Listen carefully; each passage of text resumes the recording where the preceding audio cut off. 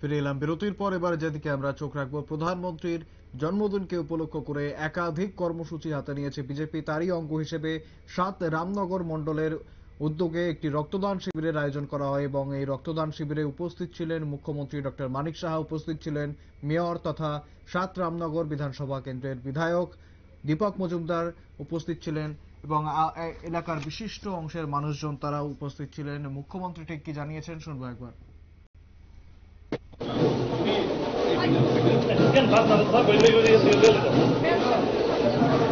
রামনগরের আজকে এখানে মন্ডলের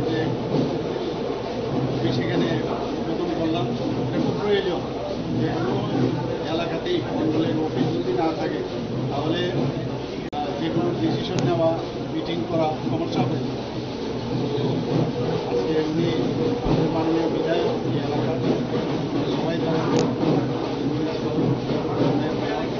তার উদ্যোগে এবং মন্ডল সভাপতির উদ্যোগে এবং কার্যকর্তাদের উদ্যোগে এখানে আজকে যে অফিস উদ্বোধন হবে, আগামী দিন এখানকার কার্যকর্তাদের জন্য খুবই সুবিধা হবে, কাজ করতে সুবিধা হবে। আমাদের ৩৬৫ দিনই দেখুন আমাদের বিভিন্ন যেসব কার্যক্রম থাকে, অফিস না থাকলে খুব সুবিধা হবে। এর জন্য আমি আশা করি যে এই অফিস থেকে আগামী দিন ভারতীয় জনতা পার্টির যে কার্যক্রম এবং আমাদের মধ্যে যে বিভিন্ন আলোচনা এই অফিসকে সামনে রেখে সেটা আগামী দিন করা যাবে। প্রার্থী হিসাবে আমরা এই ১৭ তারিখ থেকে আগামী ২ তারিখ অব্দি বিভিন্ন কর্মসূচি আমাদের মণ্ডল থেকে দলীয় নির্দেশ অনুযায়ী করা হচ্ছে। স্বচ্ছ ভারত অভিযান, বৃক্ষরোপণ অনুষ্ঠান, স্বাস্থ্য শিবির এবং বিভিন্ন বাড়ি বাড়ি মানুষের সঙ্গে জনসংযোগ করে আমাদের কেন্দ্রীয় সরকারের মোদীজির যে প্রকল্পগুলি ভারত সরকার ভারত মানুষের জন্য যে নিয়েছে এবং রাজ্যের মুখ্যমন্ত্রী প্রফেসর ডক্টর মানিক সাহা যে সরকার যে কাজগুলি করছেন সেগুলি মানুষের কাছে পৌঁছে দেওয়ার সুফলগুলি সুযোগগুলি যাতে মানুষ পায় সেগুলো সচেতন করা, তাদের কাছে পৌঁছে দেওয়ার জন্য বাড়ি বাড়ি কিন্তু জনসম্পর্ক অভিযানও আমাদের মণ্ডল থেকে করা হচ্ছে এবং করা হবে আগামী কয়েকদিন। সার্বিকভাবে তাই অঙ্গ হিসেবে আজকে আমাদের মণ্ডলের যুব মোর্চার উদ্যোগে এই রক্তদান শিবিরও আয়োজন করা হয়েছে। তো যারা আজকে এই রক্তদান অনুষ্ঠানে রক্তদান করবেন স্বেচ্ছায় তাদেরকে ধন্যবাদ জানাই। পাশাপাশি যারা রক্তদানে আমাদের রাজ্য সরকার স্বাস্থ্য বিভাগের ডক্টর এবং প্যারামেডিক্যাল স্টাফরা যারা সহযোগিতা করছেন তাদেরকে ধন্যবাদ জানাই। তাই আমি আলোচনা দীর্ঘ যখন প্রথম প্রোগ্রামে যেটা বলবো যে আমাদের পাক্ষিক সেবায় পাক্ষিক যে কর্মসূচি তার অঙ্গ হিসেবে এই কর্মসূচি।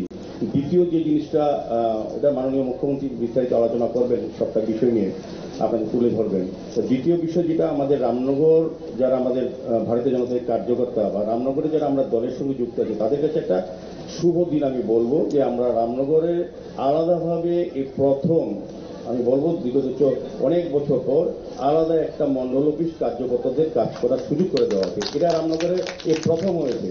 আগে ব্যক্তিকেন্দ্রিক বাড়ি কেন্দ্রিক যেখানে হতো কারণ হতো সেভাবেই দল চলতো, সেভাবেই পরিচালনা করে আমাদের সেটা জিততাম আমরা, কিন্তু সাংগঠনিক কার্যকর্ম কিন্তু সাংগঠনিক অফিস ছিল না।